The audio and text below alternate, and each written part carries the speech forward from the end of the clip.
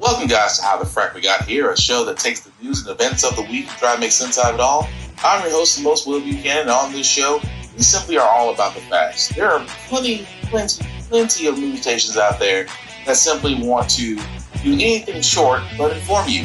Here at How the Frack We Got Here, that's all we believe in.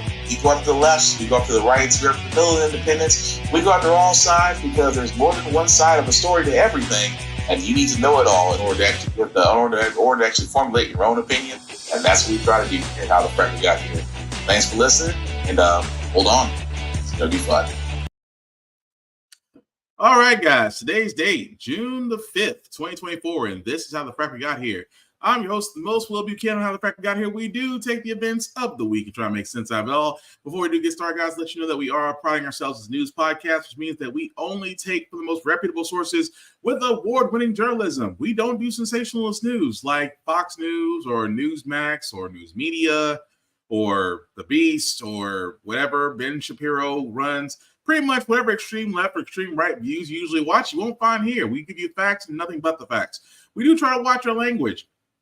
But let's be honest, sometimes words do fly. At the same time, there may be things that might be shown that might be too intense or graphic for younger viewers. So viewer discretion is advised. Aside from that, welcome. So I know, because when I first thought about how we're going to start this show, I really just, let's just say I didn't see this coming. But again, if you've been under a rock, 9 times out of 10, you've already heard the story. And much of the world, the unprecedented conviction of a former president. For the first time in American history. We really do need a new word for unprecedented. Former President Trump vows to appeal his historic guilty conviction. A presidential candidate found guilty on 34 counts is clearly unlike anything we've ever seen. Trump's conviction is a first, a clean sweep, guilty on all 34 counts, an especially strong vindication of the New York DA's case. And it is one that all news viewers and citizens and people around the world are actually hearing and absorbing as one fact. People can have different reactions to this legal fact, but unlike so many other civic and political feuds that devolved into competing claims almost from the start, there's only one legal outcome here, an outcome that is sinking in, no matter what one's views of the defendant are, and no matter where you get your information from, your phone or the internet or newspapers or TV news, where May 30th, 2024 played out with the same big verdict news, no matter which station you watch. To that end, as we begin this new week, tonight we're going to do something a little different. We're going to air how this news broke across different channels. And I'll tell you up front, the focus here is not to promote other channels or just re-air our own, but rather with an attempted independent mindset to just see together for a few moments how this broke for the many millions of Americans watching across the different channels. So right now, first, here's how the verdict news broke on Fox and CNN. There are guilty verdicts from our producer inside. We're hearing guilty on 1 through 5. 1 through 12, we have now 13, 14 guilty. 15 guilty. We're up to 18 counts, 19 guilty. Remember, we have 34 here, 20 guilty. We are now 24 counts in, all guilty from inside. This is what we are hearing from our producers. Up to 26 guilty. Count 27, guilty, another felony charge, falsifying business records in the first degree. Count 28, guilty, another felony charge, falsifying business records in the first degree.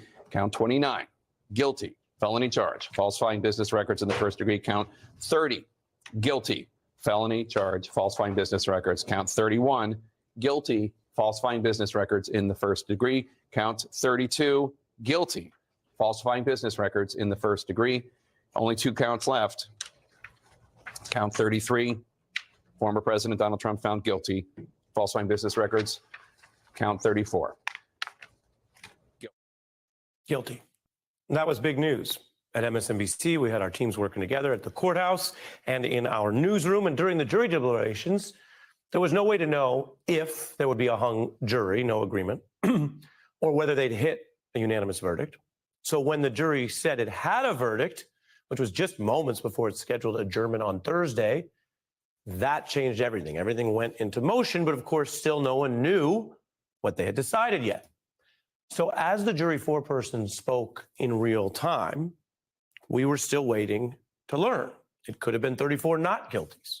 It could have been a split, depending on the counts. Some involved Trump's own signature, for example. Others had documents that he did not himself create. So you could have had guilty on some and not guilty on other counts.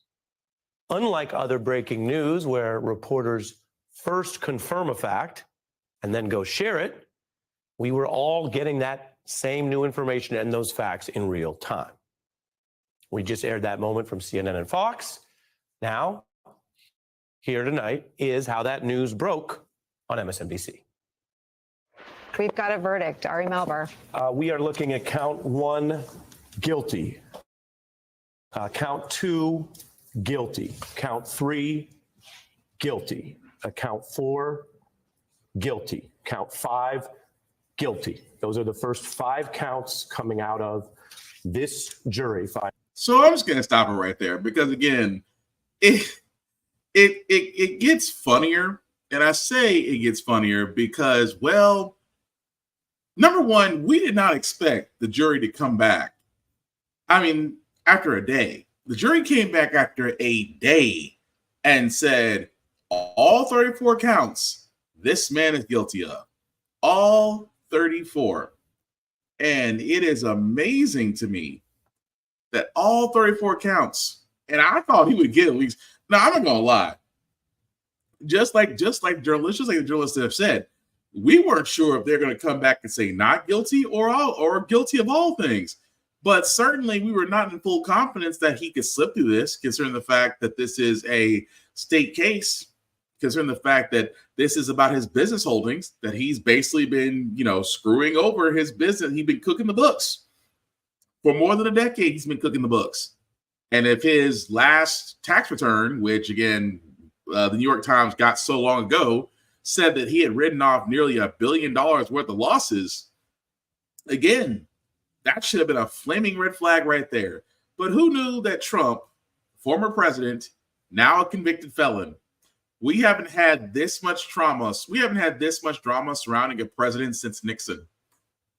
At the same time, guys, there, and I got to point this out because we have to go to the other side for a little bit. What I mean by the other side is, Fox still trying to pretend to be a news station. Megyn Kelly still trying to pretend to be a journalist. Well, again, they kind of reacted differently when they got the news. The evil forces that are destroying this republic. It's a sad day for our justice system, the best justice system ever created by man, the foundation of our constitutional republic. It's literally dying before your eyes. So are we going to establish a precedent where the president can put his political opponent in jail? It's the type of power we usually see dictators exercise in China and Cuba and North Korea. So again, that's, unfortunately, that was Jesse Walters, Laura Ingraham, and Sean Hannity. I'm surprised that Tucker Carlson didn't somehow sneak his way in there from the dark side of Twitter.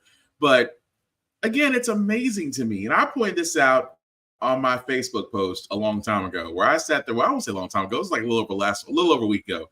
I had sat there and I had said, it is amazing to me that I compared the biblical story of Moses coming down from the mountain with the first tablet ever created, 10 commandments on one side, and the whole story of, the people that he rescued from Egypt, all worshiping a golden calf.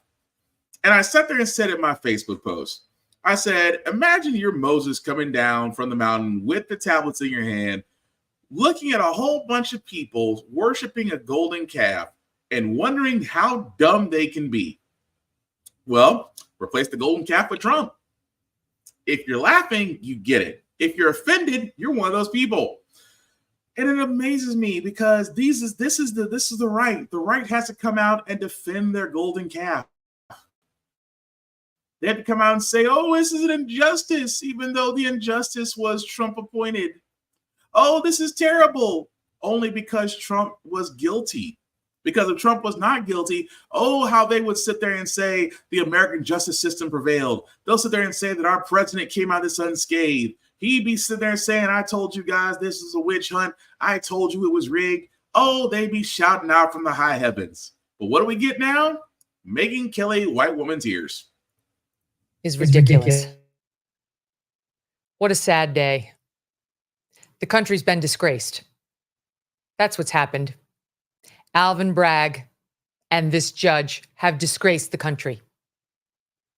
We made it, almost 250 years without doing this.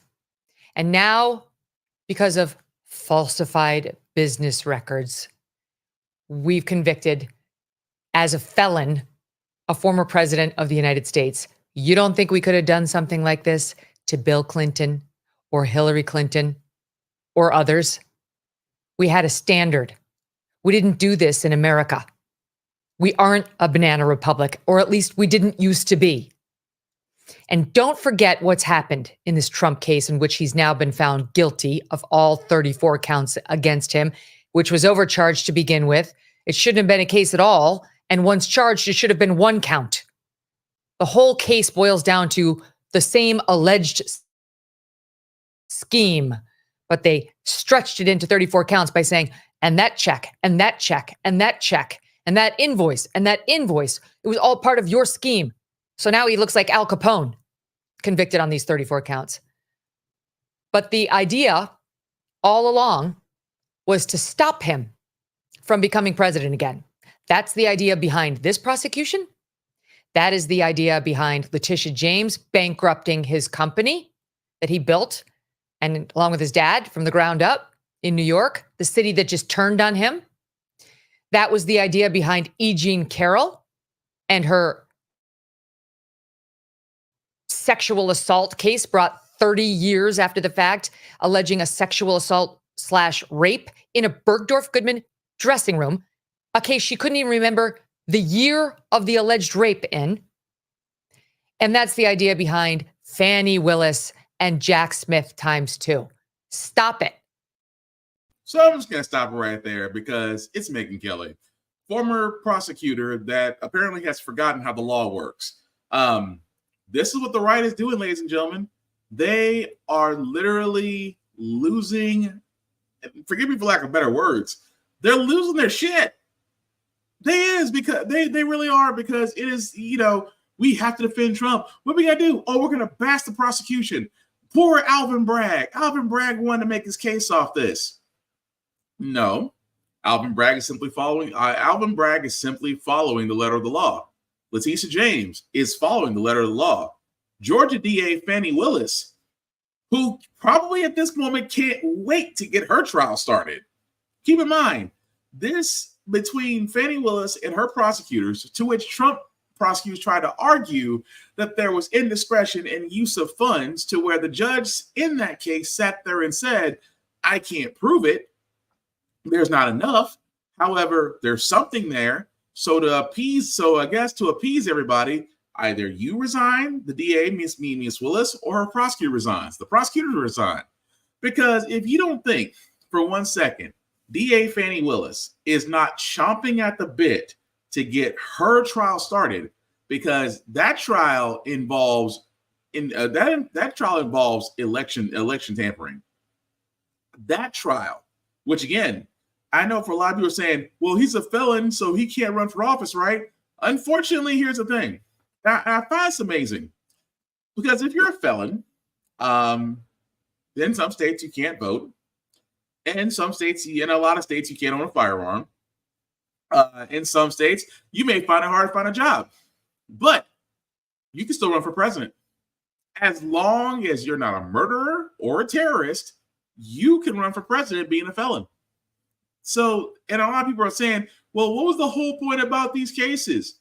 Because two of the cases that we're paying attention to, because yes, he could have found himself guilty in sexual abuse and assault and be labeled as a predator, still could run for office. He can lose this case, into which now that he's been caught cooking the books and he's found guilty, and of course he'll try to appeal it, but again, good luck. He's still a convicted felon. Still doesn't prevent him from running. However, let's just say the Georgia election tampering case with DA Fannie Willis goes on. Let's say that she wins that case and the former president is found guilty of election tampering. that could disqualify him. Why? Because that could invoke the 14th Amendment. The 14th Amendment, to which you're basically trying to overthrow the country as an insurrectionist, that qualifies. That could do it. Or the document case he has with the FBI, where he kept a storage case full of documents he wasn't supposed to have as president. Because, the president just can't declassify things. That's not how the presidency works. Let's just say the FBI wins that case. He could be labeled an enemy of the state. Again, 14th Amendment. So there is a reason why we are following these cases. Two of the major ones can do it. But it is amazing to me that when you talk about the right-hand side, oh, Alvin Bragg was out to get him. Letitia James is out to get him. It's amazing that everybody on the side of justice is out to get somebody who literally is Al Capone nearly 80 years later. Because, Al Capone didn't go down for the multiple alleged murders, for the alleged, killings and things of that nature. History lesson, kids. Al Capone went down for tax evasion. The IRS is what got Al Capone, not the FBI. So it's amazing they're talking about Trump, because Trump, well, usually they always say, well, he's Teflon Don because, nothing sticks to him. And yet, him cooking the books for so long has finally caught up to him. And again, the right wing, Fox News, the Daily Wire, the Daily Beast, they're all doing their jobs right now. America's favorite Uncle Tom, Tim Scott, they're all doing the job right now. This is a travesty. This is a sham. What happened to the American justice system? For once, it worked.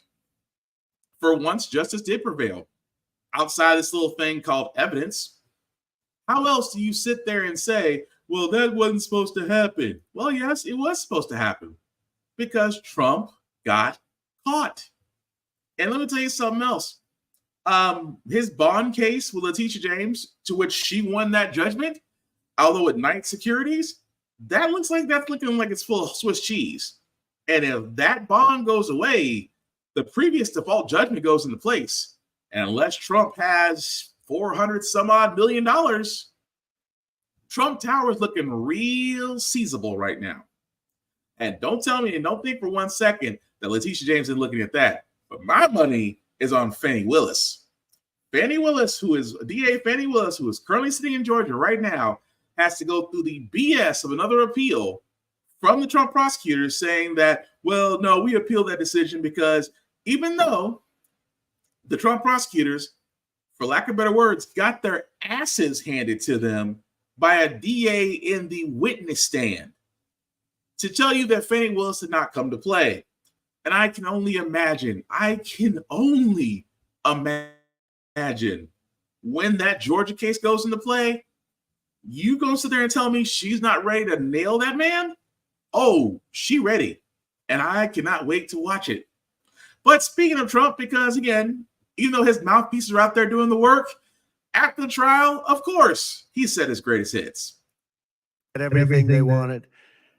It was a rigged trial. We wanted a venue change where we could have a fair trial. We didn't get it. We wanted a judge change. We wanted a judge that wasn't conflicted. And obviously he didn't do that.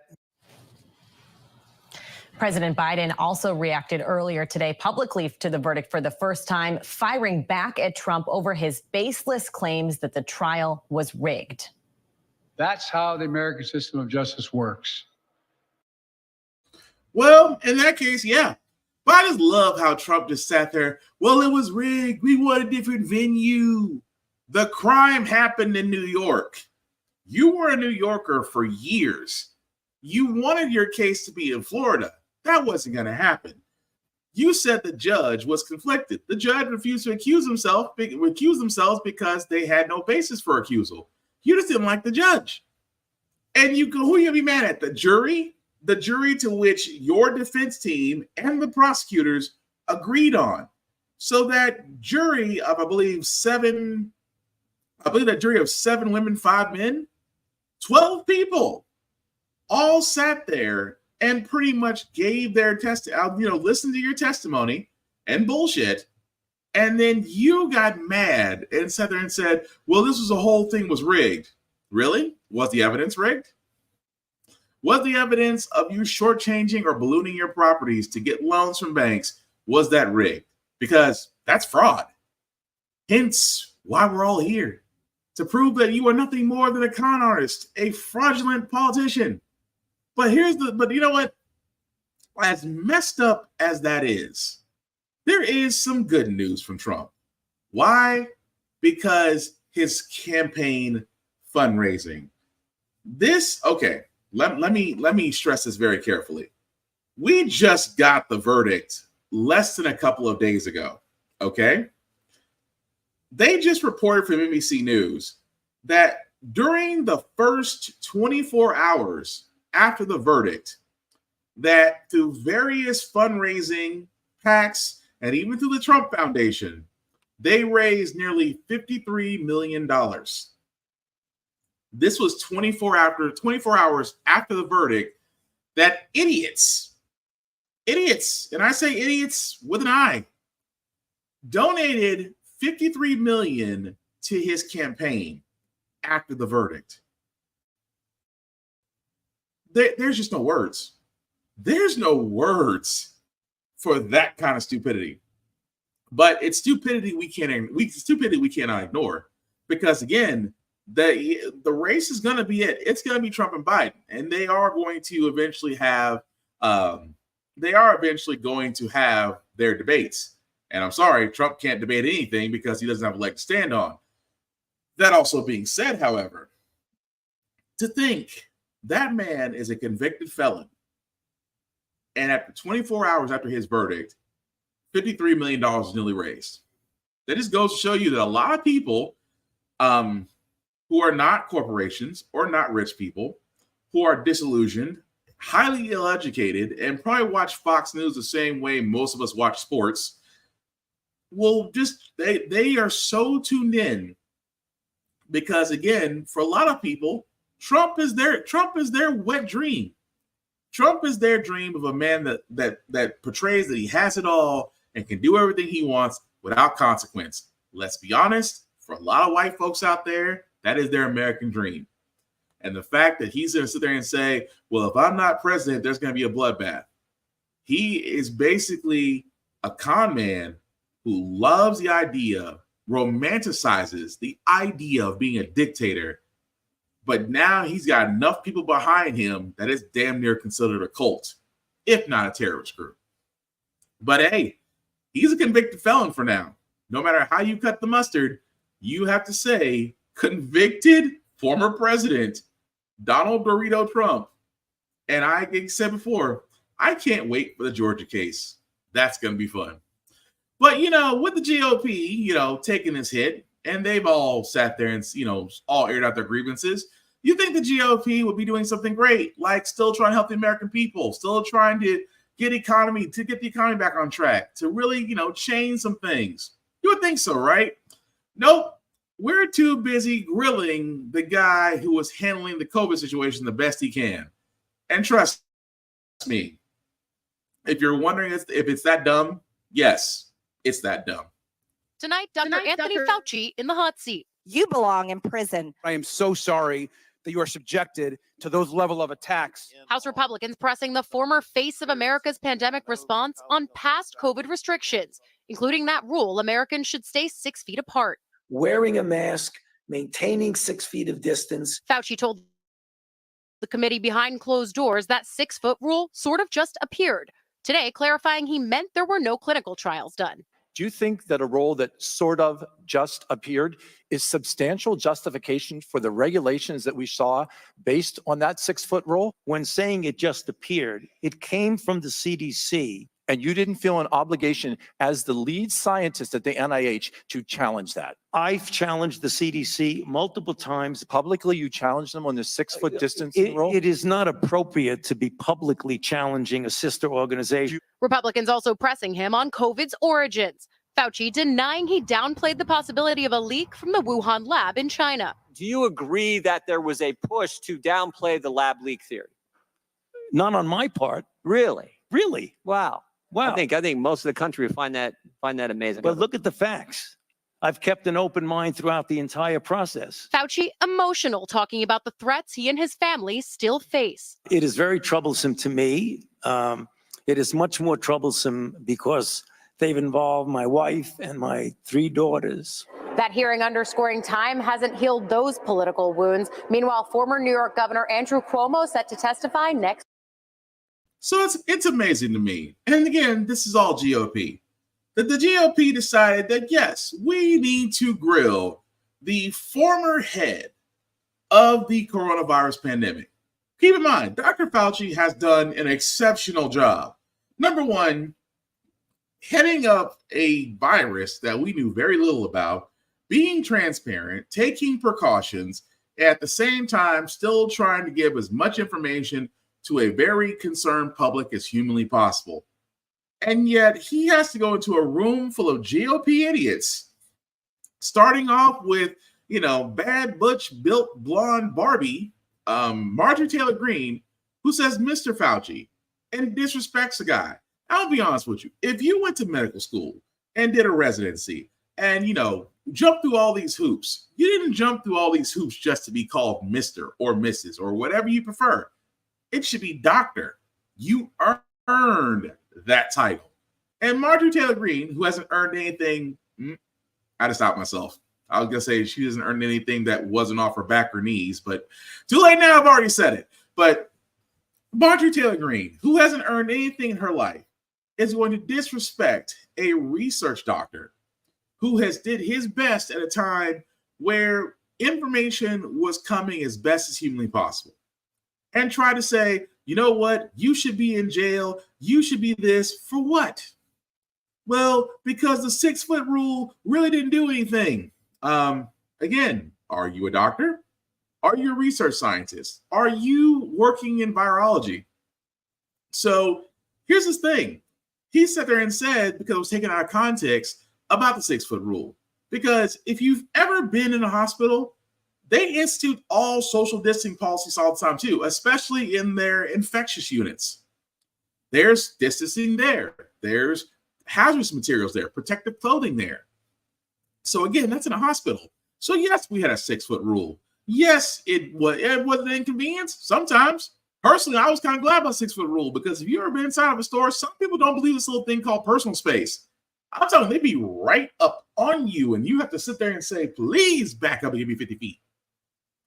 But at the same time, yes, the man did his best for what he could do, and I thought he did an exceptional job.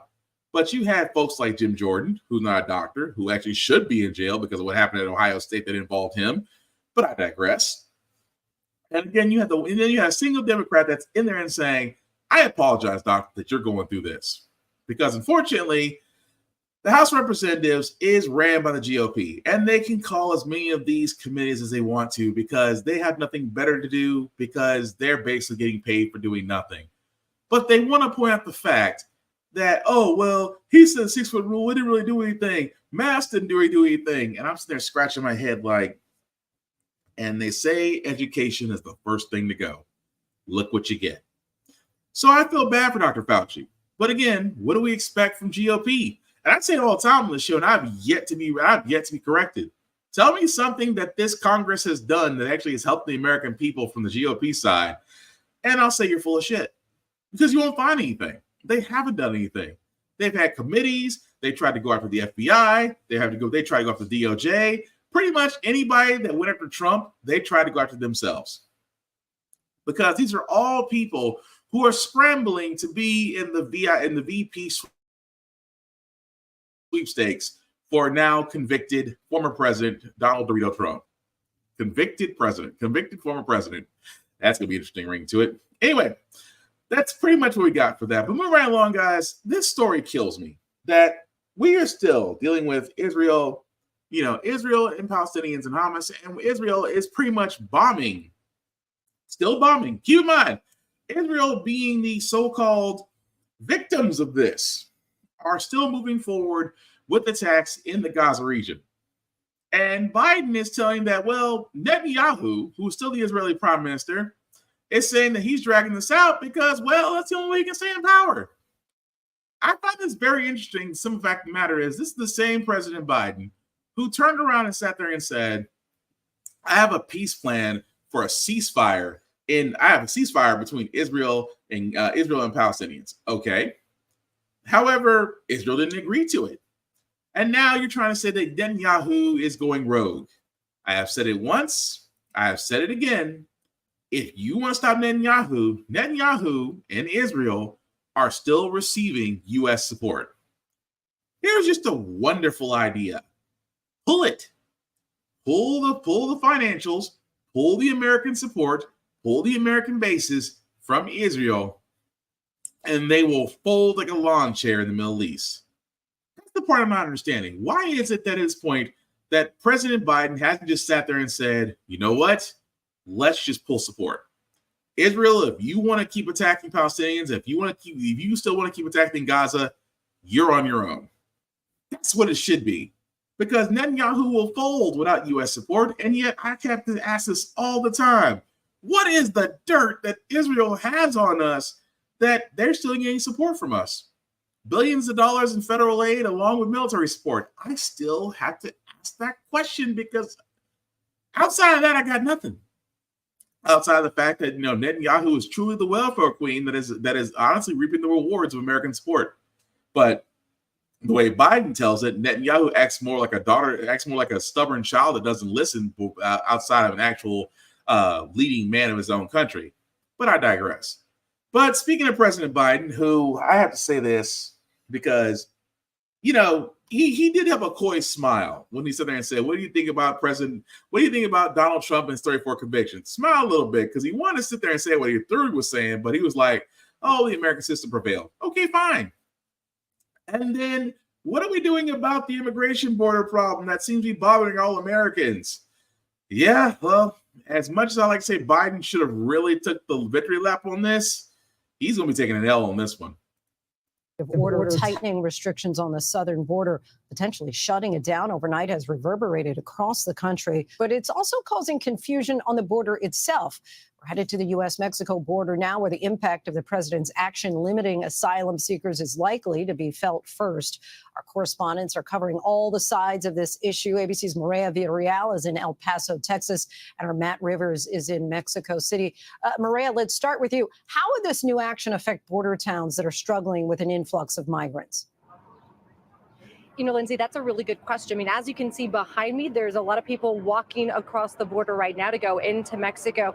Just to make it very clear, I mean, when we hear that the border is quote unquote closing or being shut down, that doesn't mean that it's going to affect trade and travel. I mean, that is huge for communities like El Paso. What this will do is have a direct impact on asylum requests that come along these types of communities. We have spoken with nonprofit organizations. They're in a wait and see holding pattern. A lot of that has to do with the anticipation of a possible lawsuit that could be filed by the ACLU. For them, it is going to be business as usual, trying to respond to immigration the way they have been on a daily basis. And Matt, I want to bring you in here. We know organized crime plays a big role in bringing people to the border. And what will today's order mean for those operations? Well, what we know is that organized crime wants to make money. They look at humans as commodities, and the last couple of years, frankly speaking, have been very good for them when it comes to the amount of people arriving to the border, the amount of people they're facilitating getting to the border. And we know that firsthand because we speak to cartel members firsthand about this. I want to play you a soundbite with a cartel member who's in the smuggling business that I spoke to just a couple of weeks ago about this very topic.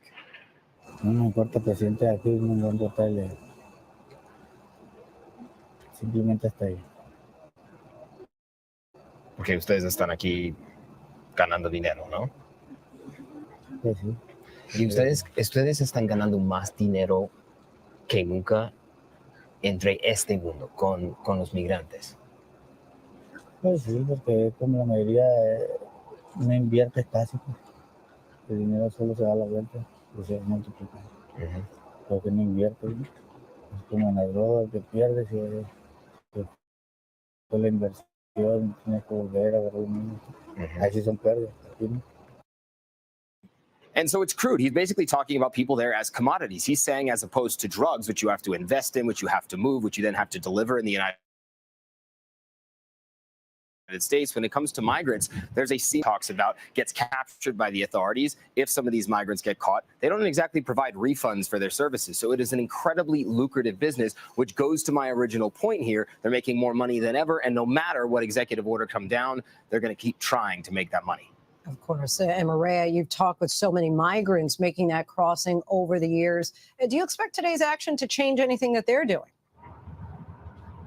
You know, I think that's probably a good question to ask a lot of those people that do come across the border. You know, listen, I think a lot of them will say that they are coming here because they were told that this is the right moment. I mean, they're not obviously following the news day to day of what the president does. But I will say, to Matt's point, you know, these cartels, these smuggling organizations, they do follow this. And when you see chaos created, when you see dissension between both sides, red and blue, I mean, that creates an opportunity for them to capitalize and tell these migrant families now is the time to come, because if you're not careful, the border will be shut down later on.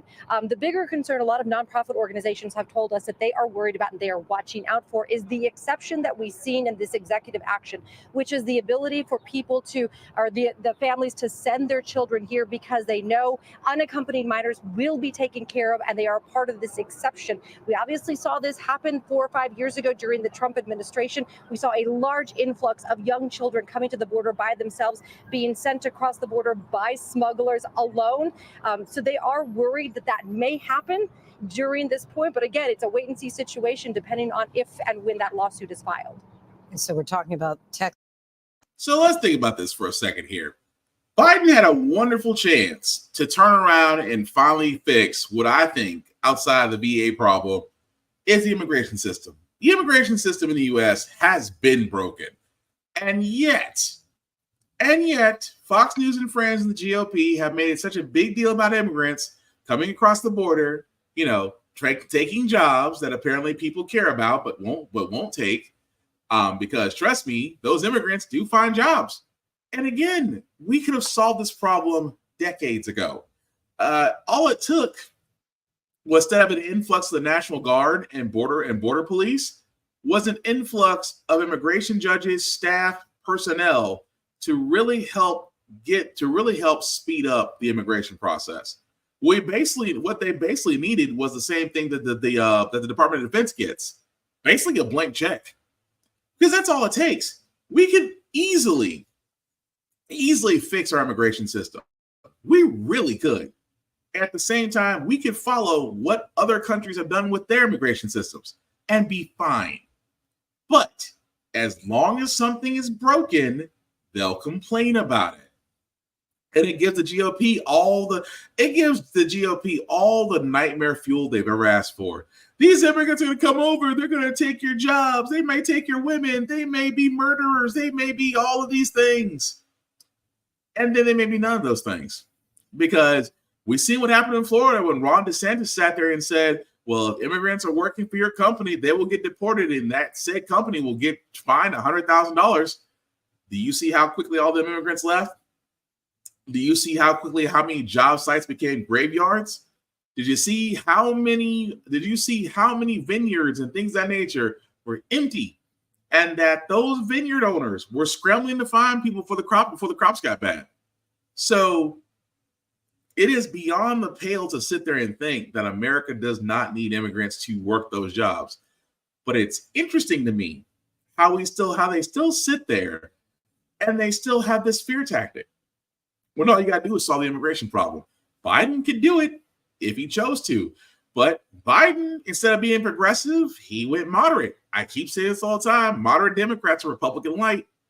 They'll sit there and say, well, we do have a border problem. Yes, we do, because the system's broken. Not because the fact that Governor Greg Abbott basically turned Texas into his own little kingdom, no different than Ron DeSantis did in Florida. But it amazes me so that Biden didn't sit there and say, I think it's time we fix our immigration system. All he had to do was say it. I mean, he had no problem saying that we had to defend Israel. He had no problem saying we had to defend Ukraine. He had no problem saying anything else. But when it came to the fact of just saying, I think we need to solve our immigration problem, crickets. But again, this isn't the first time that Biden has went progressive, walked it back, and actually did what he really wanted to do, was be conservative. But will this hurt him? Will this hurt him going forward? Yeah.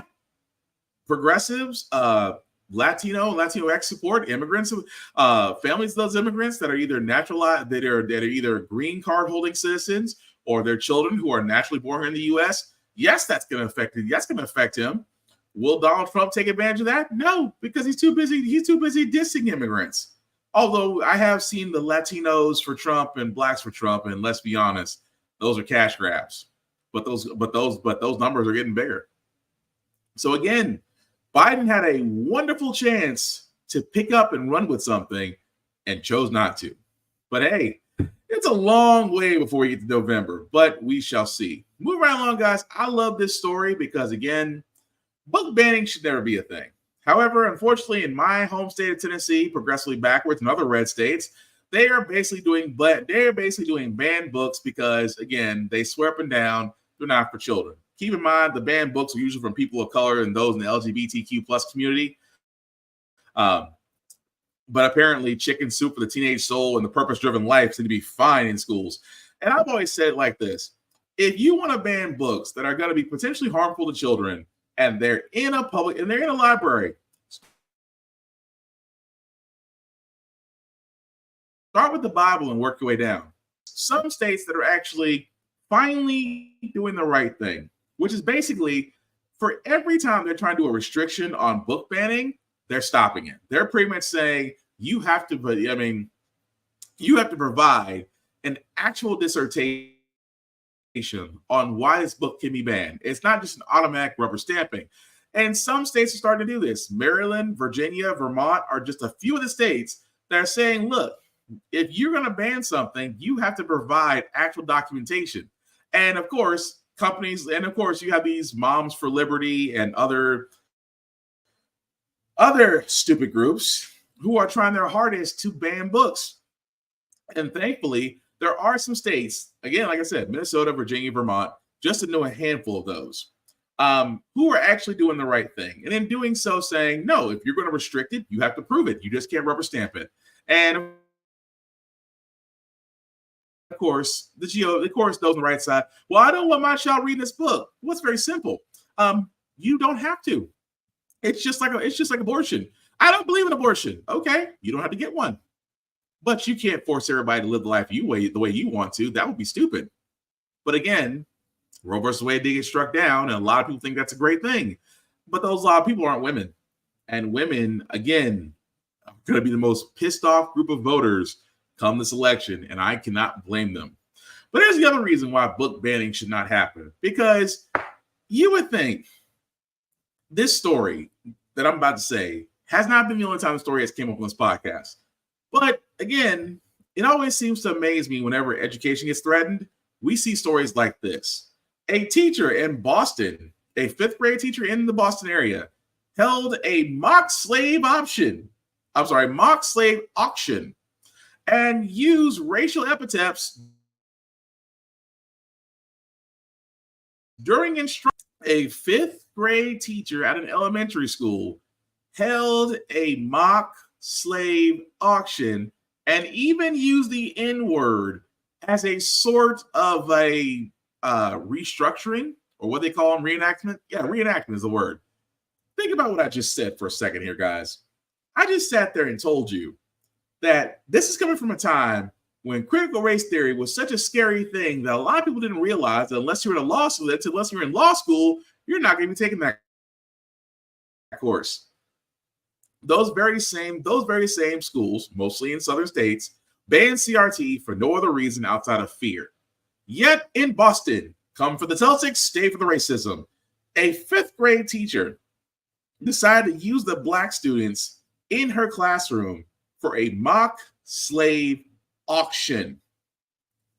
That's not the crazy part, though. The crazy part is that teacher right now is on administrative leave and going through training while the school superintendent figures out what can be done about this. Let me go. Hang on. Let me get this straight. Let me understand this. You're sitting there telling me that this teacher had a mock slave auction using the black students in their class using the N-word as if she is one herself, is now on administrative leave, but getting additional training while the superintendent tries to figure out the next steps. I think she shouldn't be teaching kids. If you think it's okay to do a mock slave auction with fifth graders, I want you nowhere near children. I want to treat you the same way Law and Order SVU treats its predators. Label you as one and keep you far away from a school or playground. Why? You are a danger to kids.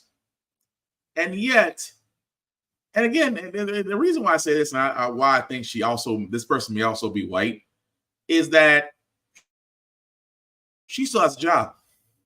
Because I can't imagine a black person deciding to have a freaking auction, slave auction, mind you, to prove what?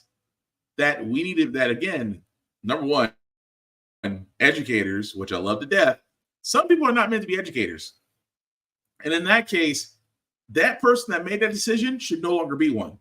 Find another profession in life, but don't do it. But definitely don't be around kids. Because if I was the parent of one of them black children and my child came back and told me that they were part of a slave auction, I couldn't dial the numbers to lawyers fast enough to sue that school, the state, everybody involved that got that person hired. I would be suing. Because what are we showing the next generation? That it is okay for them to tell history as they see fit and not have any cultural sensitivity. But I want to follow that. But I'm going to follow that story because I want to see what Boston does. Because the one thing I know about Boston, outside of the fact that Celtics, is that they're a bunch of Celtic fans, there's a history of racism there. It really and truly is. But speaking of things that don't make any sense, the Fearless Fund. A Fearless Fund to where the two founders you see right there, Ariane Simone and Ayanna Parsons, please forgive me if I mispronounce your names. They are the co-founders of the Fearless Fund. What does the Fearless Fund do for all those that don't know? It is a fund. It is a grant-giving organization exclusively to Black women entrepreneurs. Now, let me think about that for a second. It's Black women entrepreneurs that benefit from this, that get a grant to start their own businesses and hopefully become very profitable. Nothing wrong with that, right? We talked about this a few months ago to where certain mayo and napkins found out about this and actually did a lawsuit with the government over them and said, hey, they can't do that. It's considered racist. Yes, you heard me. That because they only give to Black women who are entrepreneurs, that's considered racist according to the provisions of Title 42. I cannot. And again, if you want to know the person who did this, Edward Blum, please Google him when you get a chance, because his group of American Alliance for Equal Rights, which is basically bullshit, are pretty much saying that the Fearless Fund is only for Black women. Again, and saying that, well, they can't do that. And they got the court to agree with them. It is amazing to me that, so what if the criteria is only for Black women who want to be in business? Good for them. If they have the ability to do it, it's not racist to me. Racist would be, here's my understanding of it all. Racist would be if you are not fitting the criteria to get that grant, that's not racist. You simply don't fit the qualifications. They tell us all the time when we were going for certain jobs. I know I can't be the only one. Certain jobs that we knew we were qualified for, what did y'all usually get? You're overqualified. We just think that, you'll be a better fit somewhere else. Then they gave you all the bullshit because either they weren't hiring or they already had the person anyway and had to put on a show. But with the Fearless Fund, so what if they gave to only Black women who wanted to be business owners? I think that's a great thing, because in certain circles like mine, we've always sat there and said, you're not going to get help from everybody else. Sometimes you got to build a table. You got to build your own table and bring and guide everybody there to make their own plate. There's enough food for everybody. You just got to make your own plate, as a lot of us have said. And yet, a white person of a group sees this and says, "Well, no, we just don't think that you can just be exclusive." Okay, so not for nothing, but you are the group that did benefit from black people. Your people benefited from black people for almost 400 years. You guys literally had a 400-year head start. And now you have the unmitigated gall to turn around there and say, we can't do the same thing. Although we're not doing it off your backs as your ancestors did ours. But it is amazing to me that they still got the ruling. Now the people from they are appealing it, but it is amazing that because their exclusivity is to black women. And it's amazing this is not being talked about more. That there really should be a lot more on this than anything else. Because there are groups out there, just like the Fearless Fund, who are exclusive to minorities. And it's not racist to be exclusive.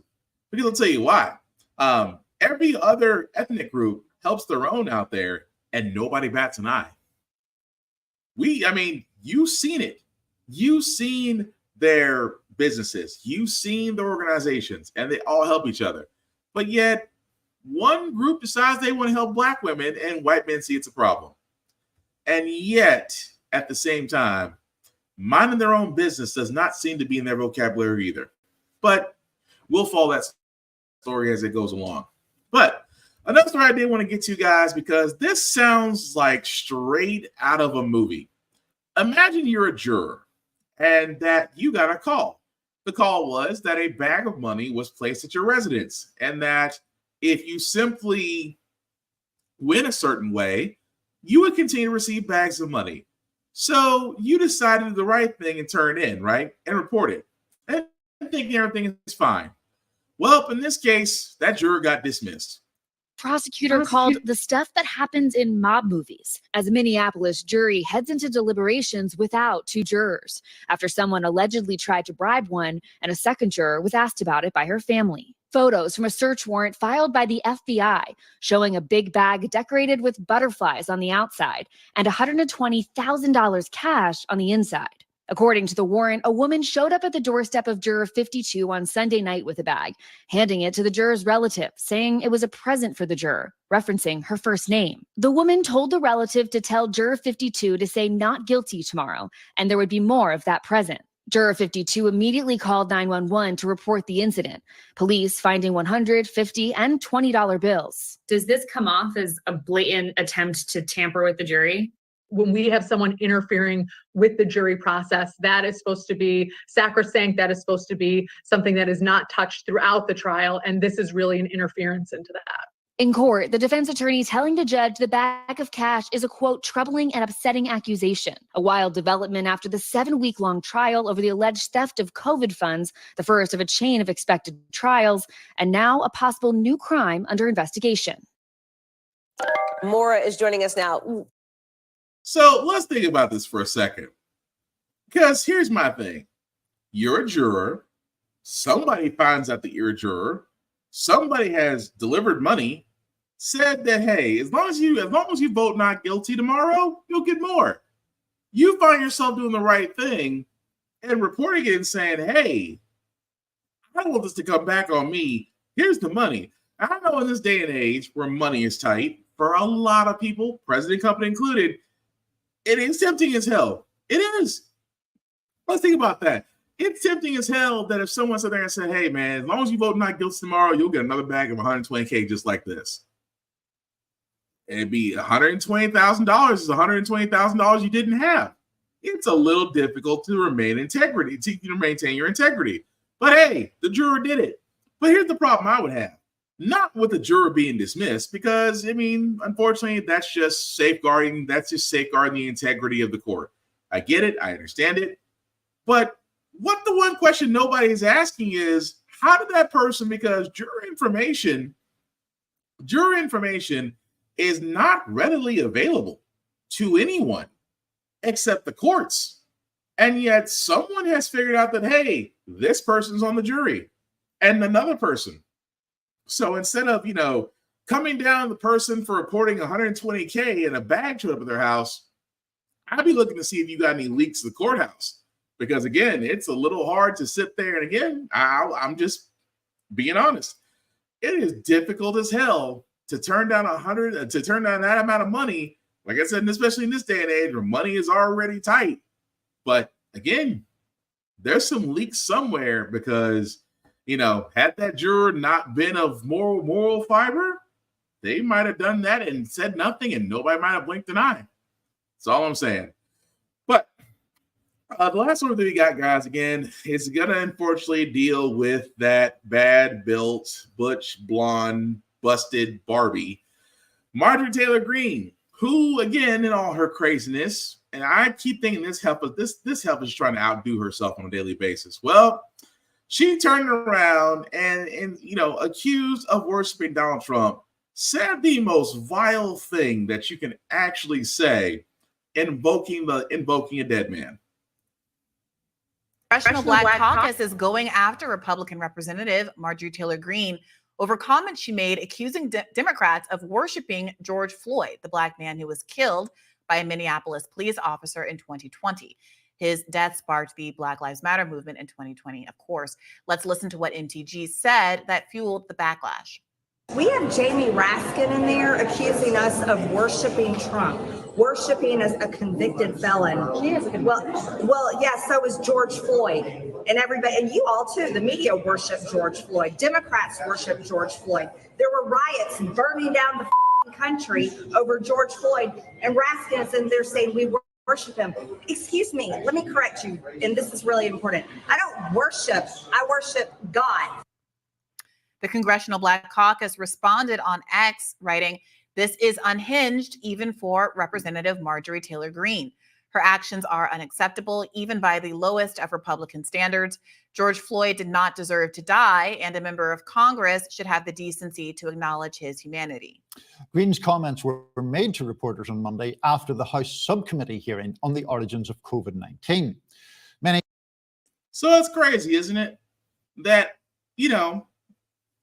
it should be a fairly easy thing to do.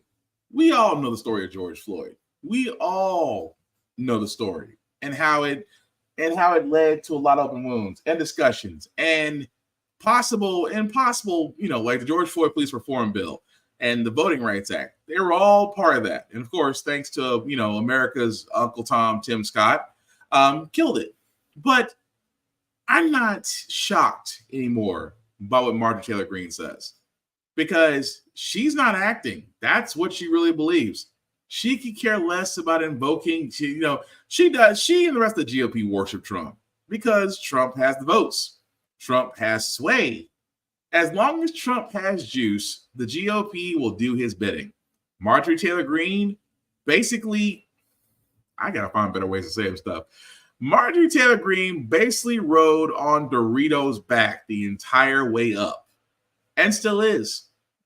But I always say it best: racist and those who are bigots, they will react to everything except being called racist and bigots. At the same time, Marjorie Taylor Greene is both of those. And to be taught and to point out the fact of, they say we all worship Trump. Yeah, you do. Call a spade, you do. You repeat everything that man says. You'll sit there just like today. You defended him and his 34 convictions of guilty. His 34 convictions of guilty, and you said that the American people did not agree to this. What you really meant to say is you didn't agree to this. So, but again, invoking a dead man, invoking the dead, not your best work. But again, I implore the people of Georgia, I implore you guys have the ability to make sure that we never hear from this badly built, butch, blonde, busted can of biscuits ass Barbie. You guys can make sure that her representative ass stays there. But please, do us all a favor. That's all I'm asking. But Again, guys, we're going to go and move on to our feel-good segment because usually how the Frack We Got Here, we do cover a lot of things that are doom and gloom, sometimes make use of faith in humanity, but hey, today is Wednesday, which is hump day. Tomorrow is Thursday, which is Friday Eve for a lot of us, and we want to send you guys out some good vibrations, and hopefully I'm doing just that because I want to show the story of a remarkable 17-year-old because at 17, I was just trying to basically be on the sticks on video games and get through high school, while this 17-year-old will graduate with much, much more. It's that time of year when many 17-year-olds are getting ready for junior prom and planning their senior year in high school. But instead, 17-year-old Dorothy Jean Tillman is celebrating becoming the youngest person ever to earn a doctorate from Arizona State. Now, this is just the latest of her impressive accomplishments, including earning her associate's degree at age 10, her bachelor's at 13, and her master's at 15. And Dorothy is joining us now for more on this. Dorothy, we're all feeling like slackers now this morning, so thanks for that. Definitely don't feel like slackers. I'm sure you guys did something today for you.